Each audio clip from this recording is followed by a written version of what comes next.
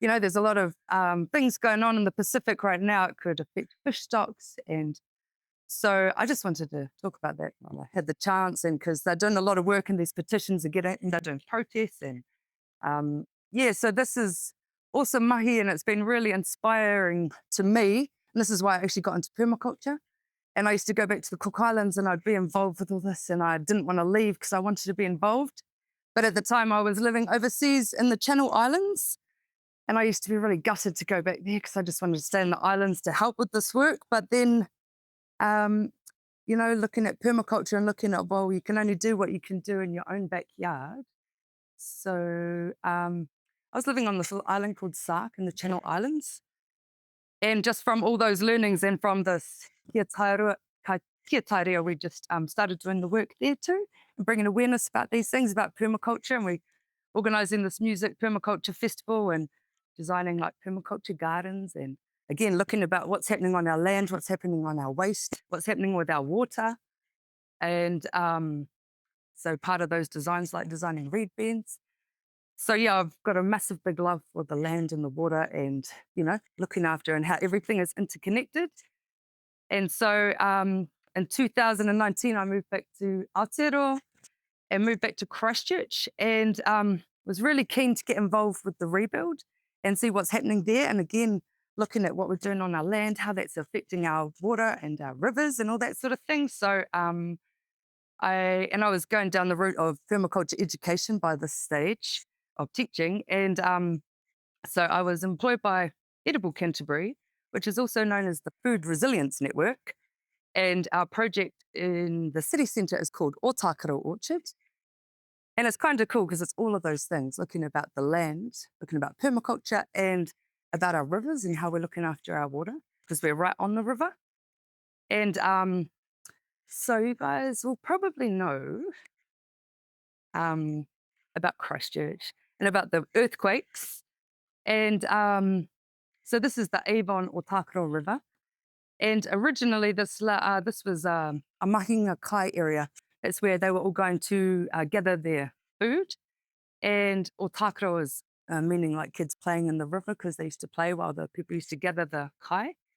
And so, it was colonized, and the site we're on now was originally a wooden church, and that burnt down in the 1800s. And then it all went to corporate companies were built there. So we had the P&G building and Ernest and Young building. But in the earthquakes, again, there's a lot of places along the river in Christchurch and around those areas. They were all just wetlands, because before Christchurch was all wetlands and it was all just sort of filled in to build the city. And so during the earthquakes, it was just liquefaction coming up and like this jelly in this water, and the buildings were just falling and collapsing. So now, I don't know if anyone is familiar, but now we have what we call the red zone. So it was all this area that was around the rivers where all there was suburbs, but they've all been taken away now. So it's given us an amazing opportunity to redesign that land. And so many cool things are happening there, like lots of food forests, community gardens, replanting native forests, fungi farms. There's so many cool things. And it's great to be a part of that within the Food Resilience Network. And there's a lot of connections, and we have a lot of huis in that, which is awesome. But yeah, so after the earthquakes, eventually when all this was cleared away, the city council held all these public consultations wanting to see what people wanted to see with the rebuild. And all these people, I think there's like over 200 people from 30 organizations came together and were saying food resilience is super important, because if our supply chains go down and the food can't get in, we should be having food growing in our city. And the vision was for Christchurch to be an edible garden city and to have lots of food producing hotspots throughout the city where people could come and learn, they can harvest for free. And so all these wonderful permaculture designers and other people came together, and in 2015 created this proposal for the North Frame Community Garden. And that was, it was positive, and we won the tender for the North Frame site, which is here. So this was it just like, I guess, the earthquakes had happened and all these buildings, that was the PNG building that collapsed, had all been removed. And this was the site that we were granted. And you can see before the earthquakes, well, these were all big corporate buildings. This was a road along the river. Um, and Christchurch was a very quite conservative city, you know. So, yeah, we won this site. And then permaculture designers came together again and actually designed a food forest.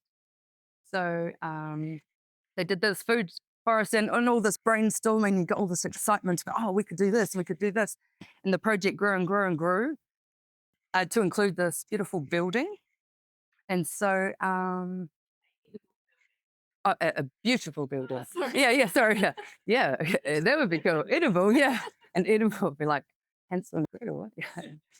So now, so that was once the road. Now it's only a pedestrian path, which is cool. And now we have this beautiful food forest right in the city centre. So I don't know if any of you guys know Christchurch, but just that building behind there is the town hall. So we're like being real central in the city between Colombo and Manchester Street on the river, on the Awa, beautiful Otakaro. And now we have this incredibly beautiful, diverse food forest. This is photos from like last week. So this is like very current. So these trees and all this was planted in 2017.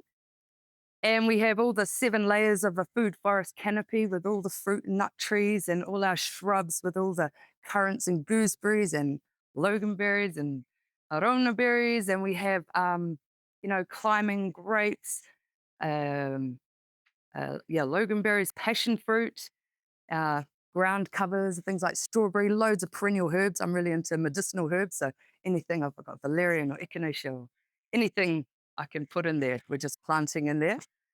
So yeah, it's a really, really beautiful space and the community love it. It's a real special place. So many people come here, they're like, oh, this is just my sanctuary in town and it fills my soul. And this pedestrian bridge here was built. So this building here that you see here, this is this big new Te Pai Conference Centre. So yeah, they've built this new pedestrian bridge which comes straight into the forest, the food forest. So it's a pretty amazing space. And this is the building here that I'm going to talk a bit about. Yeah, so yeah, incredible food forest where we can capture and store maximum sunlight energy, capture and store maximum water, with the roots and permanent systems, as you probably would all be very familiar with. And so, yeah, it's an amazing educational resource for our city. And, oh, I wonder why it's not going on there. Or maybe this one. Oh, and a beautiful habitat for all our wildlife and loads of flowers. People come picking flowers, and yeah, so it's a real beautiful space that we have. And then we have this building, which this is just a picture of the designs that were originally. It was going to have this big geodesic dome and an amphitheater, which we still will have once we get funding, because it's still a work in progress. But the actual building itself is also being designed with these permaculture principles, which is awesome. And it has some really unique features. And one of those features are our green roofs. And I believe it could be one of the only type in New Zealand. And this is actually a blue-green roof, so there's no downpipes from it. And so this whole project is really looking, again, at like permaculture whole systems, looking at that, looking at our water and what we can do to hold, store, capture our water, reuse it, recycle, all of those things. And so this interesting roof has no downpipe. And you can see here, see, that's how close we are to that Edward Van Rotunda that you saw in the old earthquake picture earlier. But yeah, so this is, we have 2 different roofs, and this is the south-facing roof. And this is when it just had the waterproof membrane. And after a lot of rain, you can see it just filled up like a swimming pool. And all these birds just started coming in and enjoying to play around in it. And so we decided, oh, once we get the substrate in there, we'll actually leave a pond up there.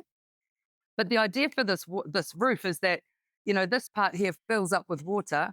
If it does overflow, we have an infiltration swale to take it. And I'll show you this one. So this is the process of us creating this blue-green roof. And to get building permission, you have to use certain products. And the product we had to use here was this Delta Florex thing, which I've got a slide to show you the parts of it. But it has like a geotextile fabric underneath it, and it has these little cups that can hold water and hold air. And so that goes down on top of the waterproof membrane, and then all the stones go around the edges for about 50 centimeters. That helps to hold that down, but also it helps to keep the soil and the roots away from the edge of the waterproof membrane. And then the substrate was just like this big, not a vacuum cleaner, the opposite to a vacuum cleaner, just blew it out. They just had this big pipe and they could blow it onto, which was really helpful because all those stones we had to carry up on buckets, which is quite a thing. But yeah, so yeah, this product here was put down, then the stones, and then the substrate was blown up onto the roof. So that's this big south-facing one, which is an intensive green roof where the substrate's about 50 centimeters, so it can grow small shrubs. And the idea too is that this here, where all the water is pooling down there, this geotextile fabric will act like a wicking agent. So it's almost like some passive irrigation up onto the roof. And the other reason why to have this angle was so you could see it from the road or from the street or from the river. So you could actually see this beautiful roof. So here we go. So this is that product, that Delta Florex one. And you don't have to have that for green roofs, but the reason they do this is because it's all about weight with a green roof. And so our substrate was 80% pumice because it was needed to be light. And if you weren't using pumice, you could use scoria or something, but that was actually a bit heavier and a bit more expensive. And other things they might use is vermiculite, but you're looking at about 80% of like pumice and 20% organic matter to be able to hold the water and nutrients. And we had to put it in a core like this to weigh it, like put it in water, allow it to drain for so long, like 2 hours, and then weigh it. So it's all about, square meterage and the weight of your roof. But this roof is even heavier because it doesn't have any drainage. So you've got the weight of the substrate, the plants, and the water. So there's some heavy duty structural engineering going to hold all that weight. Yeah, sure. So I guess the actual roof itself affects the choice of plants, especially in Canterbury because it gets really dry. Because when I first saw that design, I was like, oh, really? We're going to put like water loving plants up on a roof in Canterbury? It gets really, really, really dry all the summer. So yeah, I think it depends on what type of roof or what you want to plant, because we're sticking to natives just because people are like, oh, would you put food up there? But we're never going to get up there to harvest. So yeah, natives was good. And actually in that way too, we were creating a habitat for things like the idea was for these skinks or birds or native species. So we have chosen plants. I think I've got a photo on the next one actually. Oh yeah, so this was us landscaping it and putting in some, a bit like I guess swales or whatever, but just with this the sacking, just to slow the water movement down. And at the bottom here, we had to have plants that could deal with waterlogging and with drought, there was a lot of sedges and carex type of species. And then we've got lots of different grasses and some Libertia and some Mullumbeckia type of shrubs up there now with like we chucked a load of this native poa grass as like the matrix once the soil was blown on. And then that grass, I've got photos of it more recently. So it's really just all green now. It's really taken off. And you can see here, this little pond up here in the roof. So it's quite interesting to see like the birds and ducks and all that up there, doing their thing. And actually, to be honest, this is the river here and across the road where there was another big building with this big car park that has turned into a lake. There's actually a seagull colony now. And because they're like these native seagulls, they can't move them on. So it's quite interesting. They put windows in it for tourists now to look and see the seagull colony in an old car park basement. It's quite interesting. Yeah.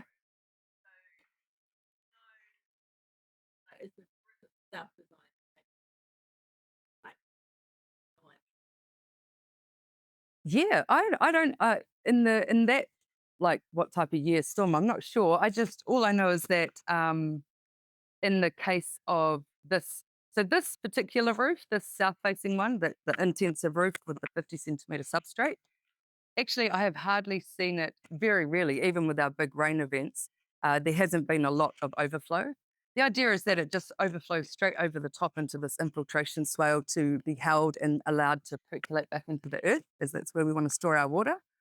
So, yeah, and I don't know in the way of like storms, but it is built really to take a lot more weight than it does. It's really, there's a lot of steel structure that's gone into carrying all that weight. But yeah, I'm not 100% sure about that. Well, yeah, it would just overflow into there. Yeah, for sure. Yeah. And yeah, and I mean, I don't know if many people are familiar with green roofs, but the benefits, there's many benefits. One is to mitigate the heat island effect of cities, creating a nice ecosystem for wildlife.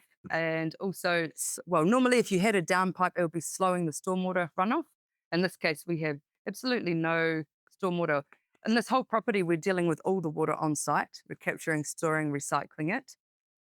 Yeah, so that's pretty awesome. And what other good things about it? And insulation, incredible insulation. And it's all that thermal mass.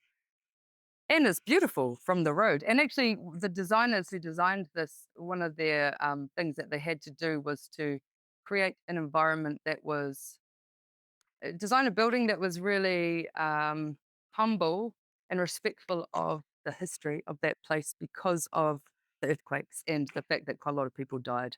And this piece of grass next to us is like the memorial garden for that PNG building. So they actually did a pretty good job because it really just, this is the building now and you can see the roof. This is, yeah, this is it now. The beautiful full moon was rising the other day. Of roof, I reckon that's a good question. I don't actually know.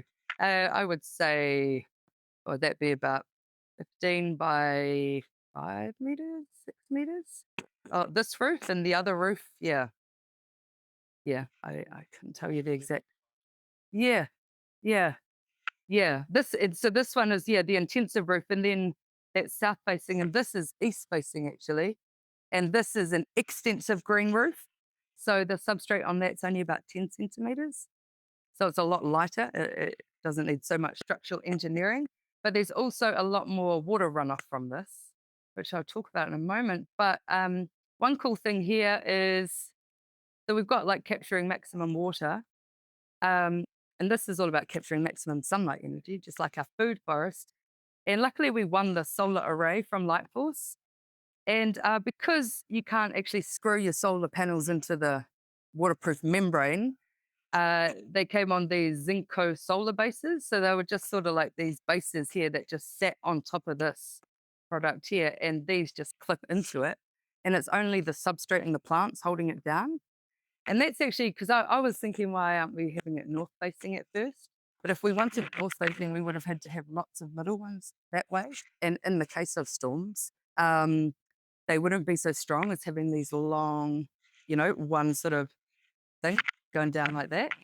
And the reason for east facing was thinking if this is a cafe, they might need most power in the morning to do their baking and cooking. Although I think I would have probably gone one east, one west, but that was it for aesthetic uses too. They did that. But yeah, there's some cool beneficial relationship going on here with the green roof and the solar because these solar panels work much more efficiently in a cooler environment. So with the green roof and the transpiration from the plants, they'll work a lot more efficiently. And also then the solar panels provide a bit of shade for those plants on the roof. And especially on that roof because the substrate is, only about 10 centimeters. So it's a lot less. And again, 80% pumice, 20% organic matter, lots of more like ground covery, small grasses as plants there. Yeah, there's plants underneath this as well. Yeah, you sort of can't see them there, but yeah, it's all over the roof and these little grasses. And so any water runoff from this roof here, we actually capture it. And oh no, first I'll talk about the sun. So yeah, all that beautiful sunlight energy that we capture from those solar panels power the building, and then they also go into underfloor heating. And so this is all the underfloor heating, and then there was actually like a concrete on top of that. So it's just acting like a massive thermal mass, and you just get this radiant heat. So all winter we didn't need any heating, and we were using the heat to make earth bricks, like to dry them out. And you would just go in there, and it was just beautiful. And with all the insulation of the roof and the internal walls, it's pretty incredible. So I don't know if they'll ever need to use heating for this building. So it's pretty much, and obviously our electricity is all supplied as well. So it's great. It's great in that sense. Well, actually, in the original design, maybe one day we can afford it. The actual design is that any grey water from the buildings to be pumped up onto the roof to be irrigated that way too, because the idea is not to have any, to deal with all our water on site. Yeah, as an educational resource, this is all, and you can see these big steel, structures to hold up all that weight there in the building. And internal cladding. This is our big brick walls. And so we've got the thermal mass radiating from the concrete slab on the bottom. And then these earth bricks are really good for the passive solar heating, holding the heat energy and releasing it slowly into the environment. And all insulated with like natural Tirolana wool insulation, which as soon as that was in, it was just like walking in and it felt like you were wrapped up in a blanket. It was incredible. So good. And then on top of that, the ones that aren't earth brick walls, we've got this product here, which is called Magnum Board from Healthy Based Homes, which is like made out of magnesium oxide.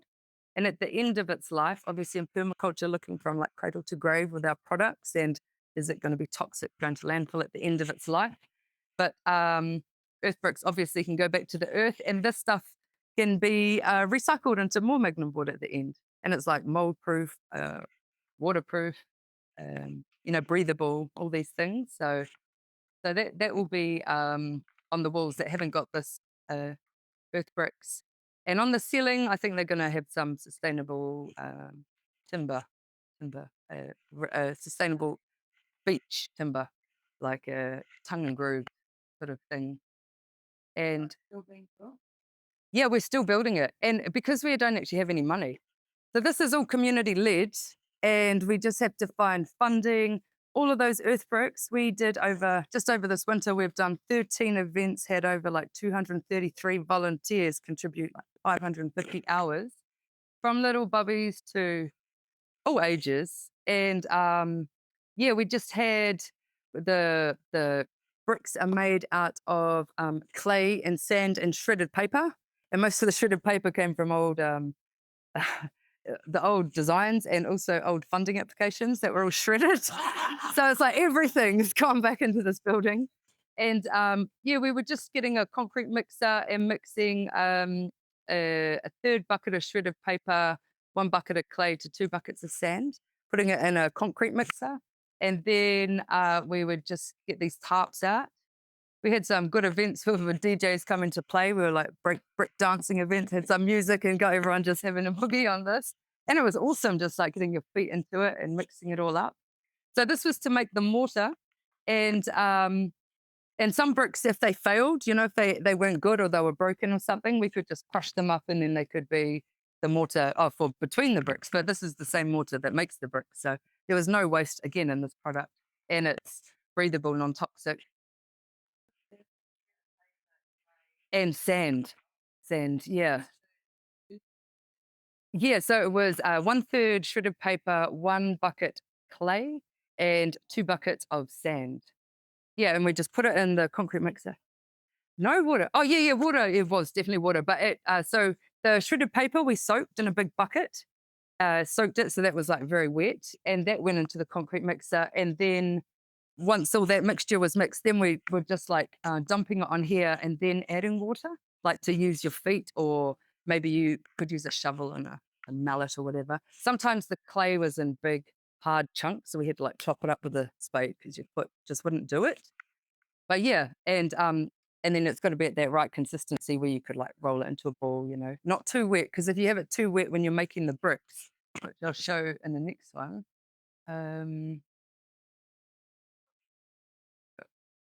Oh, oh, yeah, there we go. Here we go. Yeah, so we had, I don't know if you can see here, these molds here. See, they were like just little boxes that were made.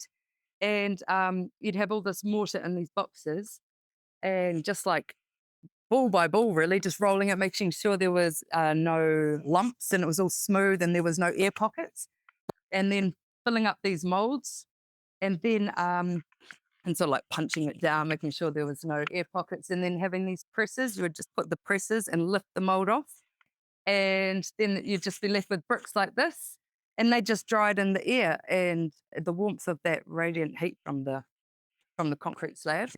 Because we did this all over winter, which was a great indoor job. We've only just finished. And even all volunteers, actually, we laid the walls. A lot of we've got a volunteer board who I, work for, I guess, that run this Edible Canterbury. And they did an amazing job. They did a lot of the bricking themselves. Because, yeah, and we also had lots of volunteers sometimes, to good or bad, you had to try and get them to follow lines and that sort of thing. But yeah, but now we've pretty much finished we've finished making all the bricks, and we have pretty much finished all the walls. But yeah, really, they're beautiful to look at, and they've just got that beautiful, again, insulation, non-toxic, breathable, all these cool things. So yeah, and loads and loads of community engagement in making that, and it sort of gives people feeling part, like, oh yeah, I made those bricks and I laid those bricks, so it's a nice way to engage the community. Yeah, so that's a pretty awesome thing. And then water wise, so yeah, this is the infiltration swell. So that was that big south facing intensive roof that would just overflow once it's full. And this is the infiltration swell that it will fall into. It's a pretty big swell, and I've only seen a few dribbles come off it yet. So I don't know if it'll ever fill up, but maybe in that big storm, then we'll see it fill up. And then also, you can't really see here, but the whole site has been landscaped, so any water runoff from the site will come down and also just come into the swale. So we're capturing all the water and holding it and allowing it to percolate back into the earth. From that solar roof, where we do get a lot of runoff because of the more shallower substrate, that water is stored into a big water tank at the back. And this water we could use for irrigation. But the cool thing is that this water also goes back into the building as non-potable water. And so for planning permission, so these three doors here, 1, 2, 3, are compost toilets, which is awesome. And again, that's great education all about human manure as a valuable resource, and not using our valuable drinking water to create this pollution problem, send it out to sea. But actually we could deal with it and, value this thing. So it's awesome to be able to have this in the city centre, but to get the planning permission with the council for that, we had to put 2 wet toilets in. But the systems for the wet toilets are coming from our roof water. So at least we're getting to capture, store, reuse, recycle, and then it's going back. So that's really cool. Yep. And well, the only, sorry? Yeah, so these 3 buildings at the back, those 3 doors you can see there, 1, 2, 3, those are 3 compost toilets. And actually, you sort of see here, but there's this, the little deck sort of thing you see here. It's a wooden, I guess it will have big hinges, and then there's like a ramp going down so you can roll the poo bins down and under. Yeah, so those 3 are outside, and then inside they've got 2 wet toilets. And this non-potable water is going back into the building for the systems for that. So at least at least we're still able to, it's all an educational resource and demonstration of lots of beautiful permaculture principles, which is awesome to have in our central city.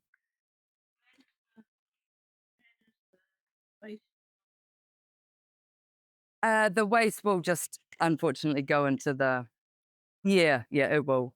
And that was one of the city council's requirements, that we had to be connected into the main sewer systems. So, oh, it's amazing. A lot of these things to get past, like that green roof, a blue green roof, that was real hard to get past. The compost toilet, that was real, so that it's really pushing the boundaries of what we can do. And so you sort of had to, oh, okay, well, we have to do the wet toilets, but at least we can do that. Yeah, so there'll be this sort of hingy deck type of thing, and there'll just be poo bins that go down into. There's a ramp, a concrete ramp that goes down. Yeah, someone will have to. Yeah. Well, at the moment, these haven't been fully finished. That's one part we haven't finished yet. Nor have we. We've got the potable water going in there, but the inside toilets haven't been done. Yeah, definitely. Yeah.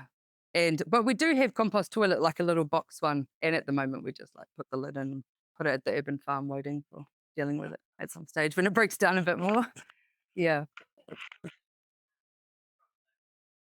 Yeah. So I think we will have to get diverters on them because that will be ideal, I think, so that it's not too anaerobic, you know. There'll be probably more people peeing and, you know. So yeah, that will be something when we do get into this. It's all because like it's all community led with a volunteer board. So we're doing bit by bit. And like I said, at the moment, it's been doing whatever we can as volunteers, which was finishing all those earth bricks, which is good. But now we're in negotiations with the city council to try and get a loan or try and get some money because we're just really at no money at the moment. Yeah. But but in the way of water, one cool thing with the rebuild is the city council have actually incorporated rain gardens into all this new paving.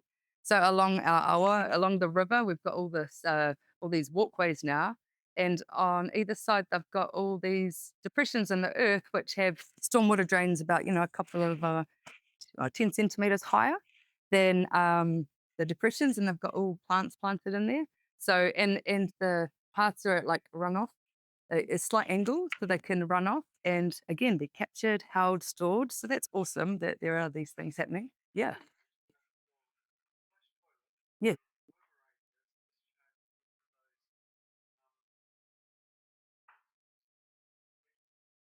Yeah. Oh.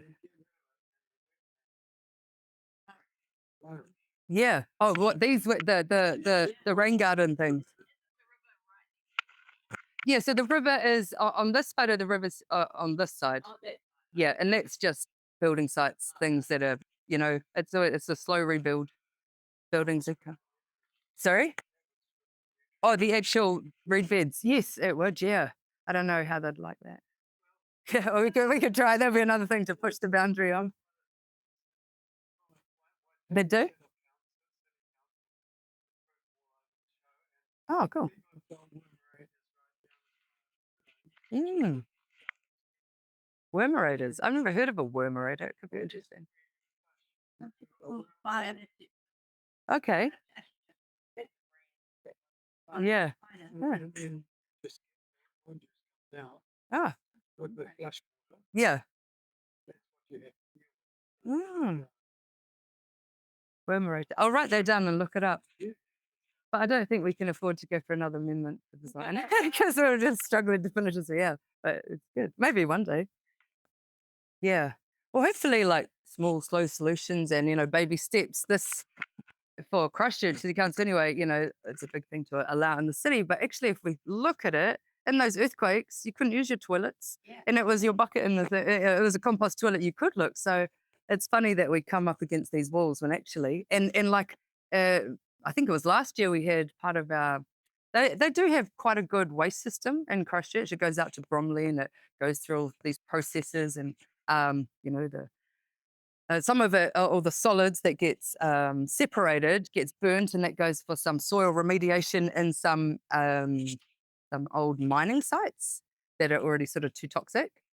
But the only problem, all our industrial waste and household waste, it all goes to the same place. It all gets mixed up. So the actual solids aren't really necessarily going to be good for your gardens, but they do go for mine remediation, and then it goes through all these ponds. Some of that energy goes back and it powers the city council building and a few other things like libraries. So there's some good things happening, but the big digester, I think last year, caught on fire, and then they had big problems and big smells and a lot of people getting sick and all that sort of thing. And yeah, I don't think they've got it fixed fully yet. And there's they're still testing out in the lagoon that there's still the water's not the cleanest going out. But I mean, we really could have the solution if we. Yeah. Yeah, so that picture I showed earlier, it was obviously what it was the big Ernest and Young. I don't know what they do, but is insurance or something like consultancy. Yeah, it was them. So when that building got demolished, they actually had to excavate the whole site because of like asbestos or things like that. I don't know if that actual. I don't think we had asbestos on the site, But either way, it was all excavated, the whole site. And then they brought back like a load of hardcore, and then they brought in topsoil for that food forest. Well, that was all planted in. But with that, they brought in a load of twitch grass, and they didn't screen it. So we've had quite a challenge, but we're on top of it now, which is awesome. And yeah, so yeah, the soil, a lot of those things, all the soil was taken away just because of the buildings. I actually don't know. What did they do with that stuff? I hope not. You think? Yeah, I actually don't know where they took it all. I wasn't actually there at the time when they were doing all that, but there would have been a lot of stuff that, I mean, there was a lot demolished. So in a big hurry, yeah, definitely. Yeah, yeah.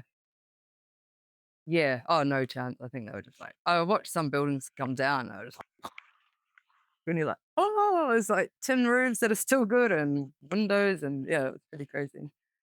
Crazy time. Oh, yeah. That just shows that water going into the thing. And oh yeah, this is just a few other things that are happening around this area, around our area, which are really, I think, are really beautiful, and I found really inspiring when I came here. Uh, this walk all along the river. Being Christchurch was pretty conservative at some stage, but now it's actually a lot of the redesign they've done with local iwi, mai tahu and that, and all the walkways. They've got all the seats that are in the shape of the traditional waka that they used to use up on the awa, and they have like 13 of these different te pariki patterns, which takes you on the journey of a pōwhiri from the first to the second all through along here. And this is the one right next to us, which is whakahonotanga. And it's all about like these two patterns meeting kanohi, ki te kanohi, like face to face, in the hono of weaving everyone together, which is really beautiful. And this this is our food forest here. And this was actually built before the earthquakes. This Taurapa, I think it's called, and and it was designed by an artist, Chris Booth from Kerikeri. I don't know if anyone knows him. Yeah, yeah, and it's all. It was commissioned by the Seattle Christchurch City Committee, like sister city thing going on. And I don't know, you guys might have all heard of Chief Seattle from 1840s in the Americas. He did a beautiful presentation to the Congress or something, or to all about, we did not weave the web of life. We are merely a strand in it. Whatever we do to the web, we do to ourselves. He did a beautiful speech, but yeah, the plaque is there, and also this is to show the fragility of nature and the delicate balance and how everything is interwoven. And also it's to represent like the mast of or the stern of a waka that would go up there. So it's pretty cool to have these beautiful things into it. And then we've got the food forest, which is all about everything interconnected and looking at the whole systems and how we're all woven. So for me, coming back to Aotearoa and then getting involved with this project, I thought, oh, this is beautiful. Oh, this is beautiful. This is so cool. It gave me a lot of hope to see that sort of thing going on. And yeah, hopefully it will continue to be authentic with our city council. Yeah. So yeah. Uh, yeah, so we have an amazing educational resource, and we have loads of people coming through, loads of students, loads of groups, loads of corporate groups that come for volunteer days. And it's amazing how many people have never heard of permaculture.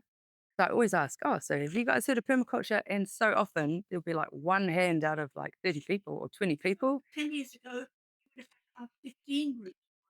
Yeah, yeah. Well, so at least we've got there. Yeah, definitely. And even a lot of people coming out of university doing environmental science and that, and they're like, oh, no, I haven't heard of it. So I'm always very surprised, but then very grateful that we've got this awesome educational resource and example right in the city, because it's in a very mainstream bang right there.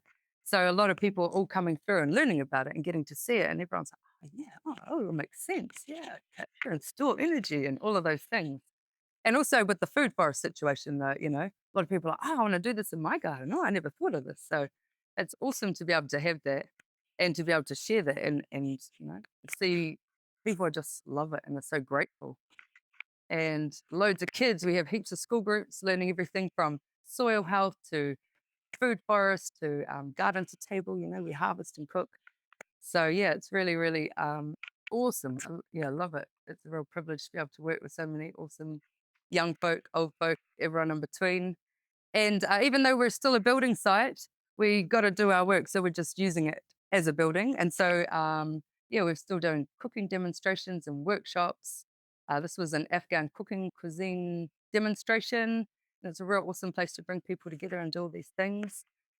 So we're still rolling, even though we don't have money to finish the building. We're just doing our thing, and having still opening it up as a cafe, doing a fundraising cafes, which is a lot of work for us, but awesome. And we had like World Rivers Day there, and looking all about getting all the different organisations involved in looking after our awa and talking about it and looking at what's happening with the water. How can we clean it up? What can we do? So it's a really great. The idea is that it is this hub where people can come together and share all these ideas, and we can host discussions. Like this was a really awesome workshop all about mapping people where they were on the river and how we can help to clean up the river and look after it.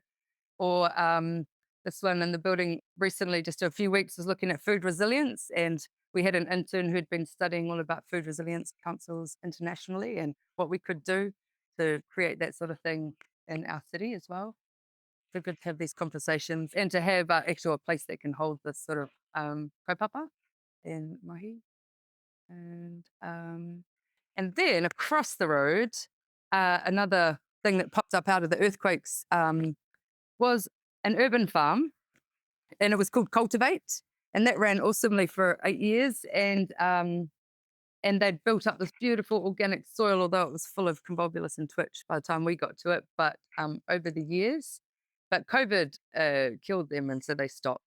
And then the land was left derelict. Originally, it had been apartments that had gone, and these people had started this urban farm after the earthquakes, and they had stopped. So that was Cultivate. And so the landowner, luckily, she was very wealthy and has a lot of land and didn't want to see it go into development, which is amazing because everything else is going hard at development. So they came looking for someone to take on this land. So we ended up taking it on because we're across the road. So now we're running it as an urban farm, and we sell veggies every Wednesday. And the idea eventually is once that building and cafe is open, we'll be able to sell veggies in there, and also the produce can help supplement the cafe. And once that building's open, hopefully then we'll be off the funding wheel. Not that we're on it at the moment because we haven't got any funding, but we're trying to get on it. but but we'll be off it, and we'll be able to sustain, and hopefully, because we should be able to, make some profit, then we can start supporting other organizations. That's the idea. So we're scratching slowly towards that goal. But yeah, it's awesome to have this. So this is more like we've got like the permanent food forest style. This is more like bio-intensive organic gardening here. And yeah, it's pretty awesome. And we have loads of groups.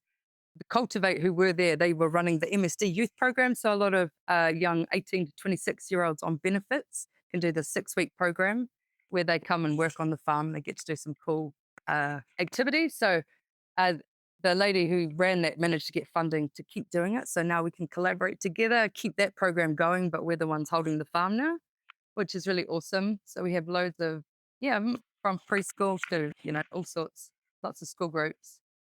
So it's really great for people to see the different systems and come together and be able to grow food. And we actually sell that produce real cheap compared to like most organic food is super expensive. We keep it like lower than supermarket price. So it's affordable, and that's what we're all about. Trying to, the Food Resilience Network, their vision is, education on everything from growing healthy soil to food to harvest to cook to preserve and everything in between, looking at the whole systems, environmental awareness, which is all hand in hand. So yeah, it's pretty cool. And we even have chickens and bees there. And yeah, so it's a pretty cool project. And yeah, awesome thing for our city. And then this is only our little one, but there's so much more throughout the red zone now. And like I don't know if any of you know, but we've got Richmond Community Garden up the river. So the idea is eventually we will have canoes and bicycles. So people could, hire the bike from us, bike up to Richmond Community Garden. You can go all the way to the ocean now along this red zone, and then maybe get hold on, they'll get the kayak that way and then cycle back. so we can all like network together and work out. So a lot of cool visions for what will be when it gets finished. But yeah, I think that's all. Yeah, cool. And if anyone wants to spot, we have give a little campaign. Yeah, go if we do.